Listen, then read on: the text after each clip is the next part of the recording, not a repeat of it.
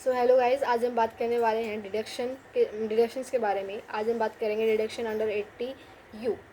ठीक है, आज हम लास्ट से बात करेंगे। पहले कुछ छोटे छोटे डिडक्शंस को फिनिश करेंगे, उसके बाद further that we are going for बड़े वाले डिडक्शंस के पास।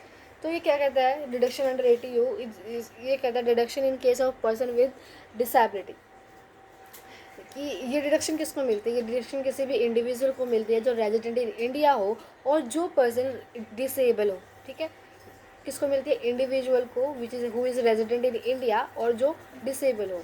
उसके बाद बात करते हैं कि ये इसकी क्या क्वांटम है इसका। ये है कि 70, इसके अंदर फिक्स डिडक्शन मिलती है आपको 75,000 की। मतलब कि यहाँ पे irrespective of the actual expenditure इनकर। ठीक है, 75,000 इरिस्पेक्टिव ऑफ एक्चुअल एक्सपेंडिचर इनकर। और ये अमाउंट 1,25,000 1,25,000 तक भी जा सकती है in case of severe disability. अगर आपकी नॉर्मली फिक्स डिडक्शन होती है वो 75,000 की होती है। In case of severe disability it is 1,25,000। But इसके अंदर कुछ कंडीशंस है कि आपको ये कंडीशंस 3 कंडीशंस है कि ये आपकी होनी चाहिए, तब आपको 80U मिलेगा। क्या? पहला ये कि जो पर्सन है वो क्या कहते हैं, सर्टिफाइड होना चाहिए बाय किसी भी मेडिकल अथॉरिटी के द्वारा कि जो पर्सन है वो डिसेबल है during the previous year at any point of time.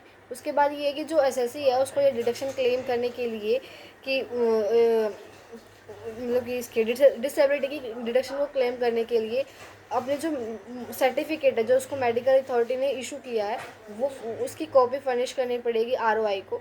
उसके बाद थर्ड चीज़ ये बोलता है कि अगर कोई भी पर्सन जो डिसेबल है उसने 80U की डिडक्शन ले ली है तो उसको 80DD की डिडक्शन नहीं मिलने वाली है। इन शॉर्ट हम जल्दी से रिवाइज कर लेते हैं। किसी भी पर्सन को, इंडिविजुअल हो, रेजिडेंट इन इंडिया हो, जो पर्सन डिसेबल हो, उसको ये डिडक्शन मिलेगी। नॉर्मली जो फिक्स डिडक्शन है वो 75,000 की है इरिस्पेक्टिव ऑफ एक्चुअल एक्सपेंडिचर इनकर। उसके बाद ये 1,25,000 मिल सकती है but in case of only severe disability. ठीक है, सीवियर डिसेबिलिटी। बट हाँ, इसके इन सब के लिए आपके पास क्या होना चाहिए? उनके लिए आपके पास सर्टिफिकेट होना चाहिए issued by the medical authority irrespective of it is issued by the medical authority during at any point of time during the previous year. उसके बाद है कि for claiming the deduction SSC shall have furnish a copy of certificate issued by the medical authority to the ROI.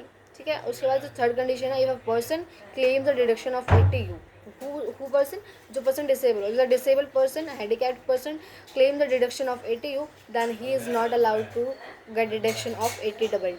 Okay, thank you, have a nice day.